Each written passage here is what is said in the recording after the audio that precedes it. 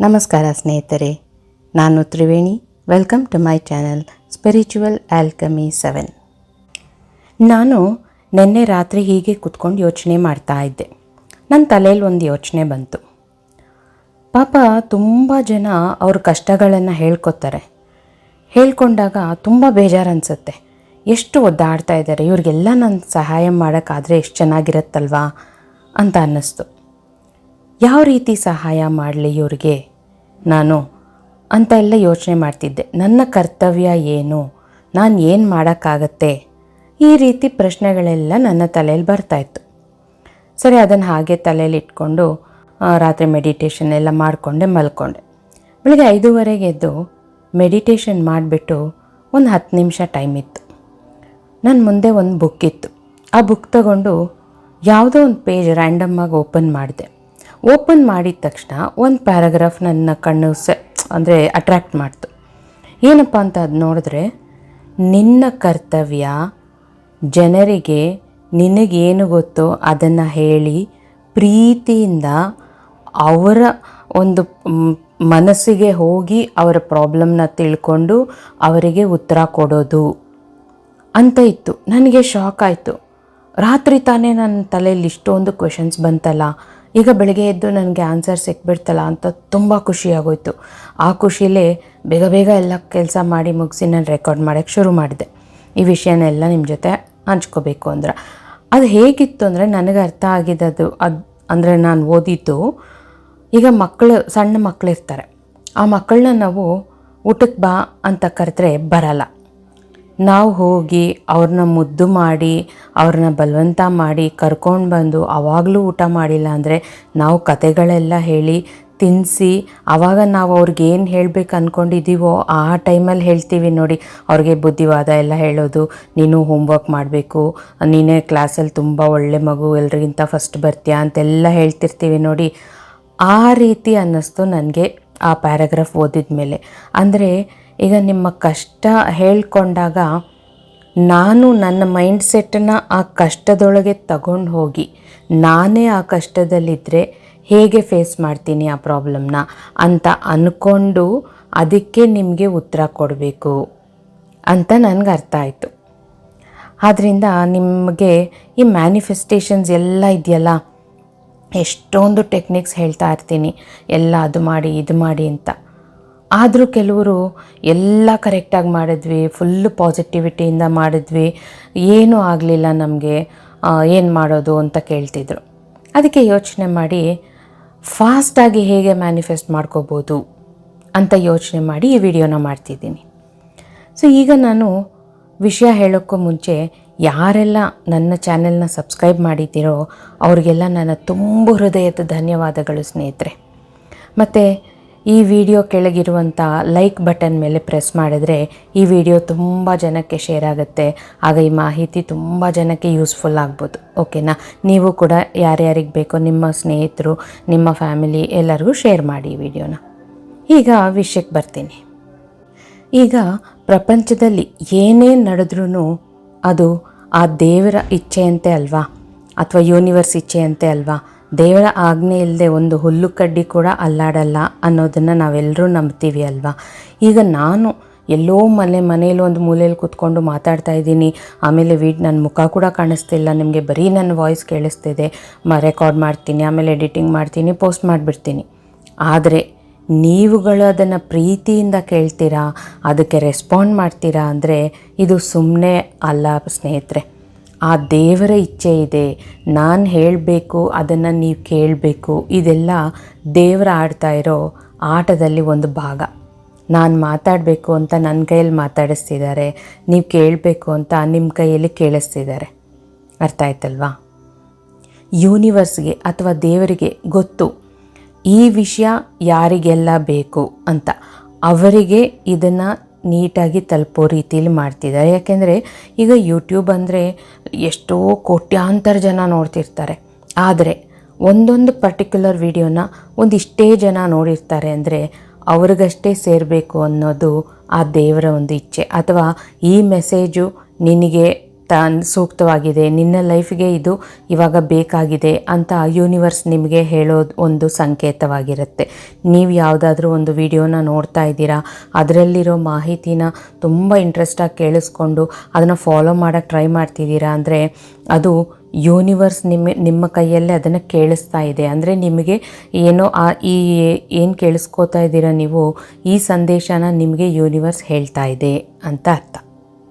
ಅದಕ್ಕೆ ನನ್ನ ಪ್ರಕಾರ ದೇವರು ಅಥವಾ ಯೂನಿವರ್ಸು ನನ್ನ ಮೂಲಕ ನಿಮಗೆ ಈ ಮಾತುಗಳನ್ನು ಹೇಳಿಸ್ತಾ ಇದ್ದಾರೆ. ಆದ್ದರಿಂದ ನನಗೆ ಯೂನಿವರ್ಸ್ ಮೇಲೆ ಎಷ್ಟು ಪ್ರೀತಿ ಇದೆಯೋ, ಕೇಳಿಸ್ಕೋತಾ ಇರೋ ಪ್ರತಿಯೊಬ್ಬರ ಮೇಲೆ ಅಷ್ಟೇ ಒಂದು ತುಂಬು ಹೃದಯದ ಪ್ರೀತಿ ಮತ್ತು ಧನ್ಯವಾದಗಳು ಯಾವಾಗಲೂ ನನ್ನ ಮನಸ್ಸಲ್ಲಿರುತ್ತೆ ಸ್ನೇಹಿತರೆ. ಈಗ ಮ್ಯಾನಿಫೆಸ್ಟೇಷನ್ ಟೆಕ್ನಿಕ್ಸ್ ವಿಷಯಕ್ಕೆ ಬರ್ತೀನಿ. ನಿಮಗೆಲ್ಲ ಆಲ್ರೆಡಿ ಎಷ್ಟೊಂದು ಮ್ಯಾನಿಫೆಸ್ಟೇಷನ್ ಟೆಕ್ನಿಕ್ಸ್ ಬಗ್ಗೆ ಆಲ್ರೆಡಿ ಗೊತ್ತೇ ಇರುತ್ತೆ. ಎಲ್ಲ ವೀಡಿಯೋಸ್ನ ನೋಡ್ತಾ ಇರ್ತೀರಾ, ಫಾಲೋ ಮಾಡ್ತಿರ್ತೀರಾ, ಅಥವಾ ನನಗಿಂತ ಇನ್ನೂ ಜಾಸ್ತಿನೇ ಗೊತ್ತಿರುತ್ತೆ ನಿಮಗೇನು. ನೀವು ನಾನು ಹೇಳದೇ ಇರೋದನ್ನೆಲ್ಲ ಕೂಡ ಫಾಲೋ ಮಾಡ್ತಾ ಇರ್ತೀರಾ ಅಲ್ವಾ. ಈ ಎಲ್ಲ ಪ್ರಾಕ್ಟೀಸ್ಗಳಲ್ಲಿ, ಎಲ್ಲ ಟೆಕ್ನಿಕ್ಗಳಲ್ಲಿ ಇರೋದು visualisation, meditation, affirmation, self talk ಇಂಥವು ಅಲ್ವಾ. ಪ್ರತಿಯೊಂದು ಮ್ಯಾನಿಫೆಸ್ಟೇಷನ್ ಟೆಕ್ನಿಕಲ್ಲೂ ಇವನ್ನೆಲ್ಲ ಖಂಡಿತ ನಾವು ಯೂಸ್ ಮಾಡ್ತೀವಿ. ಈಗ ನಿಮ್ಮ ಪ್ರಶ್ನೆ ಬಂದು, ಇದನ್ನೆಲ್ಲ ಫಾಲೋ ಮಾಡ್ತಿದ್ದೀವಿ ಆದರೂ ನಡೀತಾ ಇಲ್ಲ ಅಂತ. ನೀವು ಅಂದ್ಕೊಂಡಿದ್ದು ಎಲ್ಲ ಕರೆಕ್ಟಾಗಿ ಫಾಲೋ ಮಾಡಿನೂ ನಡೀತಾ ಇಲ್ಲ ಅಂದರೆ ಈ ಟೆಕ್ನಿಕ್ ಮಾಡೋ ಟೈಮಲ್ಲಿ ಬಿಟ್ಟರೆ ಮಿಕ್ಕಿದ ಟೈಮಲ್ಲಿ ನಿಮ್ಮ ಮೈಂಡ್ಸೆಟ್ಟು ಎಲ್ಲೋ ಒಂದು ಕಡೆ ನೆಗೆಟಿವಿಟಿಯಲ್ಲಿ ಇದೆ. ನೆಗೆಟಿವ್ ಆಗಿ ನೀವು ಯೋಚನೆ ಮಾಡ್ತಾ ಇದ್ದೀರಾ. ಯಾವುದೋ ಒಂದು ವಿಷಯ ಅಂದರೆ ನಿಮ್ಮ ಮ್ಯಾನಿಫೆಸ್ಟೇಷನ್ ಕುರಿತು ಅಲ್ಲದೇನೂ ಕೂಡ ಬೇರೆ ಯಾವುದೋ ವಿಷಯದಲ್ಲಿ ಗಂಡನ್ನ ಬೈಯೋದು ಅಥವಾ ಮಕ್ಕಳನ್ನ ಬೈಯೋದು ಅಂತ ಬೈಯೋ ಟೈಮಲ್ಲಿ ಏನಾದರೂ ನೆಗೆಟಿವ್ ವರ್ಡ್ಸ್ ಯೂಸ್ ಮಾಡಿರ್ತೀರಾ. ಈ ರೀತಿ ನಾವು ಮೈಂಡ್ಸೆಟ್ನ ಸ್ವಲ್ಪ ನೆಗೆಟಿವಿಟಿ ಕಡೆ ತೊಗೊಂಡು ಹೋದ್ರೂ ನಮ್ಮ ಮ್ಯಾನಿಫೆಸ್ಟೇಷನ್ ಅರ್ಧದಲ್ಲೇ ನಿಲ್ಲುತ್ತೆ ಅಥವಾ ತುಂಬ ಲೇಟಾಗಿ ಬಂದು ರೀಚ್ ಆಗುತ್ತೆ. ಅಥವಾ ನೀವು ಯಾವ ವಿಷಯದ ಬಗ್ಗೆ ಮ್ಯಾನಿಫೆಸ್ಟ್ ಮಾಡ್ಕೊಂಡಿದ್ದೀರೋ ಅದರ ಬಗ್ಗೆನೇ ನಿಮಗೇನಾದರೂ ಒಂದು ನೆಗೆಟಿವ್ ಆಲೋಚನೆ ಅನ್ನೋದು ಇರ್ಬೋದು. ಅಂದರೆ ಈಗ ನೀವು ಸುಮ್ಮನೆ ಮನೇಲಿ ಕೂತಿರ್ತೀರ, ಹಣ ಬೇಕು ಅಂತ ಅಂದ್ಕೊಳ್ತಾ ಇರ್ತೀರ. ಆದರೆ ಮನಸ್ಸಲ್ಲಿ ಎಲ್ಲೋ ಒಂದು ಕಡೆ ಬರುತ್ತೋ ಇಲ್ವೋ ನೋಡೇ ಬಿಡೋಣ, ಮ್ಯಾನಿಫೆಸ್ಟ್ ಮಾಡ್ಕೊಂಡಿದ್ದೀನಿ, ಬರ್ಬೋದು, ಇಷ್ಟು ಅಂದ್ಕೊಂಡ್ರು ಸಾಕಲ್ವಾ, ಅದು ನೆಗೆಟಿವೇ ತಾನೇ. ಈಗ ಒಂದು ಸರಿಯಾದ ಎಕ್ಸಾಂಪಲ್ ಕೊಡ್ತೀನಿ ನೋಡಿ. ನೀವು ಒಂದು ಕಂಪನಿಯಲ್ಲಿ ಕೆಲಸ ಮಾಡ್ತಾ ಇರ್ತೀರ. ನಿಮ್ಗೆ ಆ ಕಂಪನಿಲಿ ಏನೂ ಇಷ್ಟ ಆಗ್ತಾ ಇಲ್ಲ, ಬೇರೆ ಕಂಪನಿಗೆ ಹೋಗ್ಬೇಕು, ಇನ್ನೂ ಒಳ್ಳೆ ಕಂಪನಿಗೆ ಹೋಗಬೇಕು ಅನ್ಕೋತೀರ. ಅಪ್ಲೈ ಎಲ್ಲ ಮಾಡಿರ್ತೀರ, ದಿನಾ ಸ್ಕ್ರಿಪ್ಟಿಂಗ್ ಮಾಡ್ತಾ ಇದ್ದೀರಾ, ಜರ್ನಲ್ ಬರೀತಾ ಇದ್ದೀರಾ, ಅಫರ್ಮೇಷನ್ ಅನ್ಕೋತಾ ಇದ್ದೀರಾ, ವಿಜುವಲೈಸೇಷನ್ ಮಾಡ್ಕೊಳ್ತಾ ಇದ್ದೀರಾ, ಎಲ್ಲ ಕರೆಕ್ಟಾಗಿ ಮಾಡ್ತಾ ಇದ್ದೀರಾ.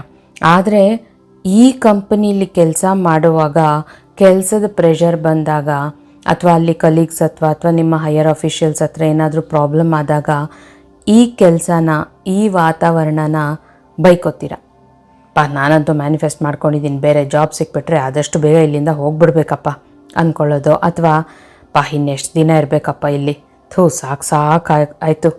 ಈ ರೀತಿ ಅಂದ್ಕೊಂಡಾಗ ಯೂನಿವರ್ಸ್ಗೆ ಏನಾಗುತ್ತೆ, ನಿನ್ನ ಹತ್ರ ನಾನು ಆಲ್ರೆಡಿ ಒಂದು ಕೊಟ್ಟಿದ್ದೀನಿ, ನಿನಗೆ ಅದಕ್ಕೆ ಕೃತಜ್ಞತೆ ಇಲ್ಲ, ಅದನ್ನೇ ಬೈಕೋತಾ ಇದೆಯಾ ಅಂದರೆ ನಾನು ಇನ್ನೊಂದನ್ನು ಕೊಟ್ಟರು, ಇನ್ನೂ ಚೆನ್ನಾಗಿರೋದನ್ನು ಕೊಟ್ಟರು ನಿನ್ನ ಕಡೆಯಿಂದ ಬರೋದೇನು ಇದೆ ತಾನೇ ಅಂತ ಅನಿಸುತ್ತೆ ಅಲ್ವಾ.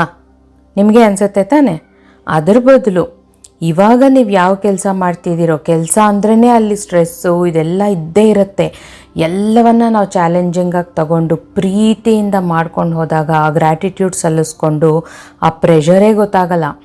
ಇವಾಗಿರೋ ಕೆಲಸಕ್ಕೆ ನೀವು ದಿನ ಅಲ್ಲಿ ಆಫೀಸಿಗೆ ಹೋಗಿದ ತಕ್ಷಣ ಅಥವಾ ಮನೆಯಿಂದ ಕೆಲಸ ಮಾಡ್ತಿದ್ರು, ನಿಮ್ಮ ಡಿವೈಸ್ ಎಲ್ಲ ಸ್ಟಾರ್ಟ್ ಮಾಡಿದ ತಕ್ಷಣವೇ ಒಂದು ಗ್ರ್ಯಾಟಿಟ್ಯೂಡ್ ಹೇಳ್ಕೊಂಡು ಸ್ಟಾರ್ಟ್ ಮಾಡಿ. ಕಲೀಗ್ಸ್ಗೆ, ಹೈಯರ್ ಅಫಿಷಿಯಲ್ಸ್ಗೆ, ನಿಮ್ಮ ಡಿವೈಸ್ಗೆ ಎಲ್ಲದಕ್ಕೂ ಒಂದು ಗ್ರ್ಯಾಟಿಟ್ಯೂಡ್ ಹೇಳ್ಕೊಂಡು ಸ್ಟಾರ್ಟ್ ಮಾಡಿ.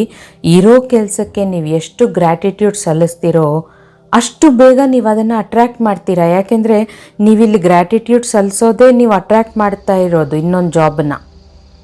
ಅರ್ಥ ಆಯ್ತಾ? ಸೊ ಈಗ ನೀವು ಇರೋ ಜಾಬ್ಗೆ ಈ ರೀತಿ ಪ್ರೀತಿಯಿಂದ ಮಾಡಿಕೊಂಡು ನೀವು ಅದಕ್ಕೆ ಗ್ರ್ಯಾಟಿಟ್ಯೂಡ್ ಸಲ್ಲಿಸಿದಾಗ ಇನ್ನೊಂದು ಜಾಬ್ ಅನ್ನೋದು ನೀವು ಮ್ಯಾನಿಫೆಸ್ಟ್ ಮಾಡ್ಕೊಂಡಿದ್ದೀರಾ ಅಲ್ವಾ, ಅದು ನಿಮ್ಮ ಮ್ಯಾನಿಫೆಸ್ಟೇಷನ್ ಪ್ರಾಸೆಸ್ ಕಂಪ್ಲೀಟ್ ಆಗೋಕ್ಕೆ ಮುಂಚೆನೇ ಕೂಡ ಸಿಕ್ಬಿಡ್ಬೋದು. ಯಾಕೆಂದರೆ ದೇವರು ಅಥವಾ ಯೂನಿವರ್ಸ್ ನೀವು ಯಾವುದನ್ನು ನಂಬ್ತಿರೋ ಅವರು ಎಲ್ಲವೂ ಒಂದೇ. ಅವ್ರಿಗೆ ಖುಷಿ ಆಗುತ್ತೆ, ಓಕೆ ನಾನು ಆಲ್ರೆಡಿ ಒಂದು ಕೊಟ್ಟಿದ್ದೀನಿ, ಅದಕ್ಕೆ ಇವ್ರು ಕೃತಜ್ಞತೆ ಸಲ್ಲಿಸ್ತಾ ಇದ್ದಾರೆ ಅಂದರೆ ಇನ್ನೂ ಒಂದು ಪಡ್ಕೊಳ್ಳೋಕ್ಕೆ ಇವರು ಅರ್ಹರು ಅಂತ ಅನಿಸುತ್ತೆ. ಆವಾಗ ಇನ್ನೂ ಒಂದು ಬೇಗ ಸಿಗತ್ತೆ. ಅರ್ಥ ಆಯ್ತಾ? ಸೊ ನಾನೇನು ಹೇಳಕ್ಕೆ ಬಂದೆ ಅಂದರೆ, ನಿಮ್ಮ ಹತ್ರ ಏನಿದೆ ಈಗ ಅದನ್ನು ನೀವು ಬೈಕೊಂಡಾಗ ಅಲ್ಲಿ ನೆಗೆಟಿವ್ ವೈಬ್ರೇಷನ್ನ ನೀವು ಹೊರಗೆ ಹಾಕ್ತಿದ್ದೀರಾ. ನಿಮ್ಮೊಳಗಿಂದ ನೆಗೆಟಿವ್ ವೈಬ್ರೇಷನ್ನ ಹೊರಗೆ ಹಾಕಿದಾಗ ನಿಮ್ಮ ಒಂದು ವೈಬ್ರೇಷನ್ ಲೆವೆಲ್ ಕೂಡ ಕಡಿಮೆ ಆಗಿಬಿಡುತ್ತೆ. ನೀವು ಮ್ಯಾನಿಫೆಸ್ಟೇಷನ್ ಮಾಡ್ಕೊಳ್ಳೋ ಟೈಮಲ್ಲಿ ನಿಮ್ಮ ವೈಬ್ರೇಷನ್ನ ಹೈ ಲೆವೆಲಲ್ಲಿ ಇಟ್ಕೋಬೇಕಲ್ವಾ. ನಿಮ್ಮ ವೈಬ್ರೇಷನ್ನ ಹೈ ಲೆವೆಲಲ್ಲಿ ಇಟ್ಕೋಬೇಕು ಅಂದರೆ ಈ ರೀತಿ ನೀವು ನೆಗೆಟಿವಿಟಿನ ಹೊರಗೆ ಹಾಕಿದಾಗ ಅಥವಾ ನೆಗೆಟಿವ್ ಆಗಿ ಆಲೋಚನೆ ಮಾಡಿದಾಗ, ಬೈಕೊಂಡಾಗ, ಕೋಪ ಮಾಡ್ಕೊಂಡಾಗೆಲ್ಲ ನಿಮ್ಮ ವೈಬ್ರೇಷನ್ನು ಕಡಿಮೆ ಆಗ್ತಾ ಹೋಗುತ್ತೆ. ಆವಾಗ ಹೇಗೆ ಸಿಗುತ್ತೆ ನಿಮಗೆ ನಿಮ್ಮ ಮ್ಯಾನಿಫೆಸ್ಟೇಷನ್ನು? ನೀವು ಆವಾಗ ಅಂದ್ಕೊಳ್ತೀರಾ, ನಾನು ಎಲ್ಲ ಮ್ಯಾನಿಫೆಸ್ಟೇಷನ್ ಪ್ರಾಸೆಸ್ ಕರೆಕ್ಟಾಗಿ ಮಾಡಿದೆ ಆದರೂ ನನಗಾಗಲಿಲ್ಲ ಅಂತ ಅಲ್ವಾ? ಇವಾಗ ಅರ್ಥ ಆಯ್ತಾ ನೀವು ಮಾಡಿದ ಪ್ರಾಬ್ಲಮ್ ಏನು ಅಂತ? ನಿಮ್ಮ ಒಂದು ವೈಬ್ರೇಷನ್ನ ಹೈ ಮಾಡ್ಕೋಬೇಕಂದ್ರೆ ನಿಮ್ಮ ಹತ್ರ ಏನಿದೆಯೋ ಅದಕ್ಕೆ ಗ್ರ್ಯಾಟಿಟ್ಯೂಡ್ ಸಲ್ಲಿಸಿ, ಕೃತಜ್ಞತೆಗಳನ್ನು ಸಲ್ಲಿಸಿ. ಕೆಲವರು ಹೇಳ್ತಾರೆ, ನನ್ನ ಲೈಫಲ್ಲಿ ತುಂಬ ಪ್ರಾಬ್ಲಮ್ಸ್ ಇದೆ, ಸಿಕ್ಕಾಪಟ್ಟೆ ಪ್ರಾಬ್ಲಮ್ಮು, ಏನು ಮಾಡೋಕ್ಕೂ ಆಗ್ತಾಯಿಲ್ಲ, ಏನು ಮಾಡೋಕ್ಕೆ ಹೋದ್ರೂ ಲಾಸ್ ಆಗ್ತಿದೆ. ಈ ಥರ ಒಂದು ಕಷ್ಟ ಹೇಳ್ಕೊಂಡಾಗ ನನಗೆ ಆ್ಯಕ್ಚುಲಿ ಅವ್ರನ್ನ ಹತ್ತಿರ ಕರೆದು ಕೂರಿಸ್ಕೊಂಡು ಮಾತಾಡಬೇಕು ಅನಿಸುತ್ತೆ. ಪಾಪ ಆದರೆ ಅವ್ರು ಎಲ್ಲೋ ಬೇರೆ ಊರಲ್ಲಿ ಇರ್ತಾರೆ, ಆದರೆ ಆಗಲ್ಲ. ನಾನು ಅವ್ರಿಗೆಲ್ಲ ಏನು ಹೇಳೋದು ಅಂದರೆ, ಈಗ ನಿಮ್ಮ ಲೈಫು ಏನು ನಡೀತಾ ಇದೆ ಅದು ನಿಮ್ಮ ಆಲೋಚನೆಗಳಿಂದ ನೀವು ಅಟ್ರ್ಯಾಕ್ಟ್ ಮಾಡಿರೋವಂಥ ಲೈಫು. ಕಷ್ಟಗಳನ್ನು ನೀವು ಯಾವಾಗಲೂ ಮಾತಾಡುವಾಗ ಕಷ್ಟಗಳು ಅಂತ ಮಾತಾಡಿರ್ತೀರ, ಅದನ್ನೇ ಅಟ್ರ್ಯಾಕ್ಟ್ ಮಾಡಿರ್ತೀರ.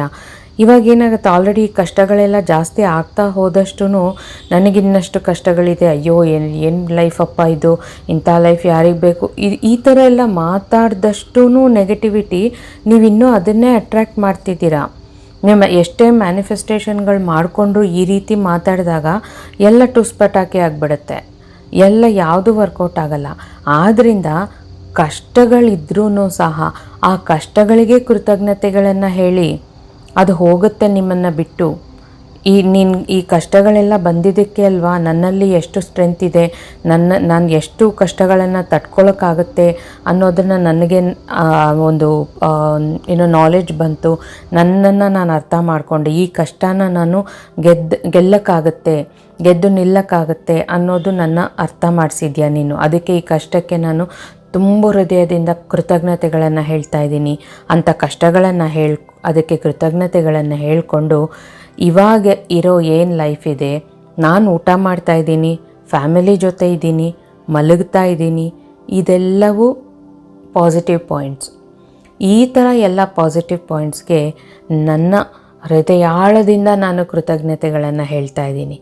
ಈ ಥರ ಅಂದ್ಕೊಂಡಾಗ ನೀವು ಈ ಟೈಮಲ್ಲಿ ಮ್ಯಾನಿಫೆಸ್ಟ್ ಕೂಡ ಮಾಡಿಕೊಂಡಾಗ ಅದು ಬೇಗ ನಿಮಗೆ ರೀಚ್ ಆಗುತ್ತೆ. ಯಾಕಂದರೆ ನಿಮ್ಮ ವೈಬ್ರೇಷನ್ ಆ ರೀತಿ ಇದೆ, ಹೈಯಲ್ಲಿ ಇಟ್ಕೊಂಡಿದ್ದೀರ ವೈಬ್ರೇಷನ್. ಗ್ರ್ಯಾಟಿಟ್ಯೂಡ್ ಸಲ್ಲಿಸೋದ್ರ ಮೂಲಕ ನಿಮ್ಮ ವೈಬ್ರೇಷನ್ ಹೈಯಲ್ಲಿದ್ದಾಗ ಏನಾಗುತ್ತೆ, ನಿಮ್ಮ ಗೋಲು, ನಿಮ್ಮ ಮ್ಯಾನಿಫೆಸ್ಟೇಷನ್ನ ವೈಬ್ರೇಷನ್ಗೆ ರೀಚ್ ಆಗಿರುತ್ತೆ. ಆಗ ಬೇಗ ಅದು ನಿಮಗೆ ರೀಚ್ ಆಗಿಬಿಡುತ್ತೆ ನೀವು ಅಂದ್ಕೊಂಡಿದ್ದು. ಅರ್ಥ ಆಗ್ತಾ ಇದೆಯಾ ನಾನು ಏನು ಹೇಳಕ್ಕೆ ಟ್ರೈ ಮಾಡ್ತಿದ್ದೀನಿ ಅಂತ? ಈಗ ಒಂದು ಹುಡುಗಿ ಮದುವೆ ಮಾಡಿಕೊಂಡು ಅತ್ತೆ ಮನೆಗೆ ಹೋಗ್ತಾಳೆ. ಅದು ಲವ್ ಮ್ಯಾರೇಜ್ ಇರ್ಬೋದು, ಅರೇಂಜ್ ಮ್ಯಾರೇಜ್ ಇರ್ಬೋದು. ಅಲ್ಲಿಗೆ ಹೋದ ನಂತರ ಗಂಡ ಮಾತ್ರ ಬೇಕು, ಗಂಡನ ಪ್ರೀತಿ ಮಾತ್ರ ಬೇಕು, ಅವ್ರ ಕಡೆಯವ್ರು ಬೇಡ. ಅವ್ರ ಅಮ್ಮನ ಮೇಲೆ ಒಂದಷ್ಟು ಕಂಪ್ಲೇಂಟ್ಸು, ಅವ್ರ ಅಪ್ಪನ ಮೇಲೆ ಒಂದಷ್ಟು ಕಂಪ್ಲೇಂಟ್ಸು, ಅವರು ಒಡ ಹುಟ್ಟಿದವ್ರ ಮೇಲೆ ಒಂದಷ್ಟು ಕಂಪ್ಲೇಂಟ್ಸು. ಈ ರೀತಿ ಕಂಪ್ಲೇಂಟ್ಸ್ ಮಾಡ್ತಾ ಇದ್ದಾಗ ನೀವು ಅದನ್ನೇ ಅಟ್ರ್ಯಾಕ್ಟ್ ಮಾಡ್ತಿರ್ತೀರ ನಿಮ್ಮ ಲೈಫಲ್ಲಿ. ಅದರ ಬದಲು ನೀವು ಗಂಡನ್ನ ಹೇಗೆ ಪ್ರೀತಿಸ್ತೀರೋ ಅವರ ಫ್ಯಾಮಿಲಿನೂ ಪ್ರೀತಿಸಿ. ಆವಾಗ ನೋಡಿ ಎಲ್ಲರೂ ನಿಮ್ಮನ್ನು ಎಲ್ಲಿ ಇಟ್ಕೊಂಡಿರ್ತಾರೆ, ಯಾವ ಸ್ಥಾನದಲ್ಲಿ ಇಟ್ಟಿರ್ತಾರೆ ಅಂತ. ನೀವು ಎಲ್ಲರನ್ನೂ ಪ್ರೀತಿಸಿದಾಗ ಆ ಪ್ರೀತಿನೇ ನೀವು ಅಟ್ರ್ಯಾಕ್ಟ್ ಮಾಡ್ತಿರ್ತೀರ, ಆ ಪ್ರೀತಿನೇ ನಿಮ್ಮನ್ನು ಹುಡುಕೊಂಡು ಬರುತ್ತೆ. ಅರ್ಥ ಆಗ್ತಿದೆಯಾ ನಾನು ಹೇಳ್ತಿರೋದು? ಈಗ ನಿಮಗೆ ತುಂಬ ಸಾಲ ಆಗಿದೆ ಅಂದರೆ ಸಾಲದ ಮೇಲೆ ಫೋಕಸ್ ಬಿಟ್ಬಿಡಿ. ನಿಮಗೆ ಹಣ ಬರಬೇಕು, ಅದರ ಮೇಲೆ ಫೋಕಸ್ ಮಾಡಿ. ನೀವು ಹುಟ್ಟಿದಾಗಿಂದ ಈ ಕ್ಷಣವರೆಗೂ ಹಣ ನಿಮ್ಗೆ ಏನೇನು ಕೊಟ್ಟಿದೆ ಅದಕ್ಕೆಲ್ಲ ಹಣಕ್ಕೆ ಕೃತಜ್ಞತೆಗಳನ್ನು ಹೇಳಿ. ಹಣನ ನೀವು ಯಾವಾಗಲೂ ಒಂದು ಸಲ ಅವಮಾನ ಮಾಡಿರ್ಬೋದು, ಅದನ್ನು ಕಡೆಗಣಿಸಿರ್ಬೋದು, ಹಣದ ಬಗ್ಗೆ ನೆಗೆಟಿವ್ ಆಗಿ ಮಾತಾಡಿರ್ಬೋದು. ಏನು ನಾನೇನು ಹಣ ದುಡ್ಡೇನು ಹಿತ್ತಲಲ್ಲಿ ಗಿಡ ಬೆಳೆಸ್ಕೊಂಡಿದ್ದೀನ, ಗಿಡದಲ್ಲಿ ಬರುತ್ತಾ, ಅಥವಾ ಇವತ್ತು ನನ್ನ ಹತ್ರ ಇರುತ್ತೆ ನಾಳೆ ನಿನ್ನ ಹತ್ರ ಇರುತ್ತೆ, ಹಣ ಶಾಶ್ವತ ಅಲ್ಲ, ಮನುಷ್ಯರು ಶಾಶ್ವತ, ಈ ರೀತಿಯಾದ ಹಳೆಯ ಗಾದೆಗಳನ್ನೆಲ್ಲ, ನೆಗೆಟಿವ್ ಗಾದೆಗಳನ್ನೆಲ್ಲ ಹೇಳ್ತಾ ಇರ್ತೀವಿ. ಅದನ್ನೆಲ್ಲ ಹೇಳಿದಾಗ ಏನಾಗುತ್ತೆ, ನಾವು ಹಣಕ್ಕೆ ಅವಮಾನ ಮಾಡ್ತಿರ್ತೀವಿ. ಆಗ ಹಣ ನಮ್ಮಿಂದ ದೂರ ಹೋಗೋದೇ ಅಲ್ಲದೆ ಈ ರೀತಿ ಪ್ರಾಬ್ಲಮ್ಸು ಕೊಡುತ್ತೆ. ಅರ್ಥ ಆಗ್ತಿದೆಯಾ ನಾನೇನು ಹೇಳಕ್ಕೆ ಬರ್ತಿದ್ದೀನಿ ಅಂತ? ಈಗ ನೀವು ಹಣಕ್ಕೆ ಮ್ಯಾನಿಫೆಸ್ಟ್ ಮಾಡ್ಕೊಂಡಿದ್ದೇ ಆದರೆ ಆ ಹಣಕ್ಕೆ ನೀವು ಎಷ್ಟು ಕೃತಜ್ಞತೆಗಳನ್ನು ಸಲ್ಲಿಸ್ತಾ ಇರ್ತೀರೋ ಅಷ್ಟು ಈಸಿಯಾಗಿ ನಿಮಗೆ ಸಿಗುತ್ತೆ. ನೀವು ಪ್ರೀತಿಗೋಸ್ಕರ ಮ್ಯಾನಿಫೆಸ್ಟ್ ಮಾಡ್ಕೊಂಡಿದ್ರೆ ಆ ಪ್ರೀತಿನ ಎಲ್ಲರ ಜೊತೆ, ನೀವೀಗ ಒಂದು ಯಾರನ್ನೋ ಪ್ರೀತಿ ಮಾಡ್ತಿದ್ದೀರಾ, ಅವರನ್ನು ಮದುವೆ ಮಾಡ್ಕೋಬೇಕು ಅಂತ ಮ್ಯಾನಿಫೆಸ್ಟ್ ಮಾಡ್ಕೊಳ್ತಾ ಇದ್ದೀರಾ. ಈ ಥರ ಮ್ಯಾನಿಫೆಸ್ಟ್ ಮಾಡ್ಕೊಳ್ಳೋ ಟೈಮಲ್ಲಿ ಮನೆಯಲ್ಲಿ ಅಪ್ಪ ಅಮ್ಮ ಏನಾದರೂ ಮಾತಾಡಿದಾಗ ಅವ್ರ ಮೇಲೆ ರೇಗೋದು, ಸಿಟ್ಟು ಮಾಡ್ಕೊಳ್ಳೋದು, ಈ ಥರ ಎಲ್ಲ ಮಾಡಿದಾಗ ಹೆತ್ತ ತಂದೆ ತಾಯಿನೇ ಪ್ರೀತಿಯಿಂದ ಮಾತಾಡಿಸಿಲ್ಲ, ಇನ್ನು ಬೇರೆ ಪ್ರೀತಿ ಎಲ್ಲಿಂದ ಅಟ್ರ್ಯಾಕ್ಟ್ ಮಾಡ್ತೀರಾ ನೀವು? ಅರ್ಥ ಆಯ್ತಾ? ಸೊ ಪ್ರತಿಯೊಬ್ಬರ ಹತ್ರ, ನಿಮ್ಮ ಸುತ್ತ ಇರೋ ಪ್ರತಿಯೊಬ್ಬರ ಜೊತೆ ಪ್ರೀತಿಯಿಂದ ಇದ್ದಾಗ ಆ ಪ್ರೀತಿನೇ ನೀವು ಅಟ್ರ್ಯಾಕ್ಟ್ ಮಾಡ್ತಿರ್ತೀರಾ, ಆ ಪ್ರೀತಿನೇ ನಿಮ್ಮನ್ನು ಹುಡ್ಕೊಂಡು ಬರುತ್ತೆ. ಆ ಟೈಮಲ್ಲಿ ನೀವು ಮ್ಯಾನಿಫೆಸ್ಟ್ ಮಾಡ್ಕೊಳ್ಳಿ, ಟಕ್ಕಂತ ಆಗುತ್ತೆ ನೀವು ಅಂದ್ಕೊಂಡಿದ್ದು. ಅರ್ಥ ಆಯ್ತಾ? ಈಗ ನಾನು ಜನರಲ್ಲಾಗಿ ನೋಡ್ತಿರೋದೇನು ಅಂದರೆ, ಜನಗಳ ಹತ್ರ ಒಂದು ವಾಟ್ಸಪ್ ಗ್ರೂಪ್ಗಳಲ್ಲೇ ಆಗಲಿ, ಫ್ರೆಂಡ್ಸ್ ಆಗಲಿ, ಹೊರಗಡೆ ನಾವು ವಾಕಿಂಗ್ ಹೋಗುವಾಗ ನಮ್ಮ ಸುತ್ತ ಜನ ಆಗಲಿ, ಈಗ ಮತಗಳನ್ನು ನಾವು ನಮ್ಮದು ಅವ್ರದ್ದು ಅಂದ್ಕೊಳ್ಳೋದು ಬೇಡ. ನೀವು ಯಾವುದೋ ಒಂದು ಮತದವರಾಗಿದ್ದೀರಾ, ಆ ಮತದಲ್ಲಿರುವಂಥ ದೇವರನ್ನು ನೀವು ಪೂಜಿಸ್ತಾ ಇದ್ದೀರಾ, ಅಲ್ಲಿವರೆಗೂ ಓಕೆ. ಅದನ್ನು ಬಿಟ್ಟು ಬೇರೆ ಮತದವರ ಅವರ ದೇವರನ್ನು ನಾವು ಕಡೆಗಣಿಸೋದು, ಅವರನ್ನು ಹೀಯಾಳಿಸೋದು, ಬೈಕೊಳ್ಳೋದು ಮಾಡಿದಾಗ ದೇವರೇ ತಾನೇ. ಆವಾಗ ದೇವರೇನು ಅಂದ್ಕೊಳ್ತಾರೆ, ನಾನೇ ಅದೂ ಬೇರೆ ಪ್ರತಿರೂಪ, ನನ್ನ ಪ್ರತಿರೂಪನೇ ಅದು ಕೂಡ ಬೇರೆ ಹೆಸರಲ್ಲಿದೆ, ನೀನು ನನ್ನನ್ನು ಬೈದಾಗ ನಾನು ನಿನಗೆ ಯಾಕೆ ಕೊಡಬೇಕು ಅಂತ ಅಂದ್ಕೊಳ್ಳುತ್ತಾ ಇಲ್ವಾ? ಅದಕ್ಕೆ ದೇವರು ಅಂದರೆ ಯೂನಿವರ್ಸ್ ಆಗಿರ್ಬೋದು, ಈಶ್ವರ ಆಗಿರ್ಬೋದು, ಅಲ್ಲ ಆಗಿರ್ಬೋದು, ಜೀಸಸ್ ಆಗಿರ್ಬೋದು, ಬುದ್ಧ ಆಗಿರ್ಬೋದು, ಮಹಾವೀರ ಆಗಿರ್ಬೋದು, ಯಾರೇ ಆಗಿರಲಿ ಎಲ್ಲರೂ ದೇವರೇನೆ. ನಾನೇನು ಮಾಡ್ತೀನಿ ಗೊತ್ತಾ, ರಸ್ತೆಯಲ್ಲಿ ಹೋಗ್ತಾ ಎಲ್ಲಾದರೂ ದೇವಸ್ಥಾನ ನೋಡಿದಾಗ ನಾವು ಹೇಗೆ ತಕ್ಷಣ ನಮಸ್ತೆ ಮಾಡ್ತೀವೋ, ಮಸೀದಿ ನೋಡಿದಾಗಲೂ ಮಾಡ್ತೀನಿ, ಚರ್ಚ್ ನೋಡಿದಾಗಲೂ ಮಾಡ್ತೀನಿ. ಕೆಲವ್ರು ಬೈತಾರೆ, ನಾನು ಕೇರ್ ಮಾಡಲ್ಲ, ಎಲ್ಲವೂ ನನಗೆ ದೇವರೇನೆ. ನಾನು ಅದಕ್ಕೆ ಪ್ರೇ ಮಾಡಲ್ಲ ಅಂದರೆ ನಮ್ಮ ದೇವಸ್ಥಾನಕ್ಕೂ ಪ್ರೇ ಮಾಡಲ್ಲ. ನನಗೆ ದೇವರು ಅಂದರೆ ಎಲ್ಲರೂ ದೇವರೇನೆ. ಇದು ನನ್ನ ಅನಿಸಿಕೆ. ಅದನ್ನೇ ನೀವು ಫಾಲೋ ಮಾಡಬೇಕು ಅಂತೇನಿಲ್ಲ. ಆದರೆ ನಾನು ಹೇಳೋದು, ದೇವರಂದಮೇಲೆ ದೇವರು, ನಿಮ್ಮ ದೇವ್ರನ್ನ ನೀವು ಪೂಜಿಸಿ, ಹಾಗಂತ ಬೇರೆಯವ್ರ ದೇವರನ್ನ ನೀವು ಹೀಯಾಳಿಸೋದು ಅಥವಾ ಕೆಟ್ಟದಾಗಿ ಮಾತಾಡೋದು ಮಾಡಬೇಡಿ. ಆಗ ನೀವು ಆ ದೇವರ ಹತ್ರ ಏನಾದರೂ ಮ್ಯಾನಿಫೆಸ್ಟ್ ಮಾಡಿಕೊಂಡಾಗ ಖಂಡಿತ ನಿಮಗೆ ಸಿಗುತ್ತೆ. ಸೊ ಇವಾಗ ನಾನು ಇಷ್ಟೊತ್ತು ಮಾತಾಡಿದ್ರಲ್ಲಿ ನಿಮಗೇನೋ ಒಂದು ನಾನು ಏನು ಹೇಳಕ್ಕೆ ಬಂದೆ ಅನ್ನೋದು ಅರ್ಥ ಆಗಿರ್ಬೋದಲ್ವಾ? ನೀವು ಯಾವುದಕ್ಕೆ ಮ್ಯಾನಿಫೆಸ್ಟ್ ಮಾಡ್ಕೊಂಡಿದ್ದೀರೋ ಆ ಒಂದು ವಿಷಯಕ್ಕೆ ಫುಲ್ಲು ಗ್ರ್ಯಾಟಿಟ್ಯೂಡ್ ಸಲ್ಲಿಸಿ, ಅದರ ಮೇಲೆ ತುಂಬ ಪ್ರೀತಿಯಿಂದ ಇರಿ.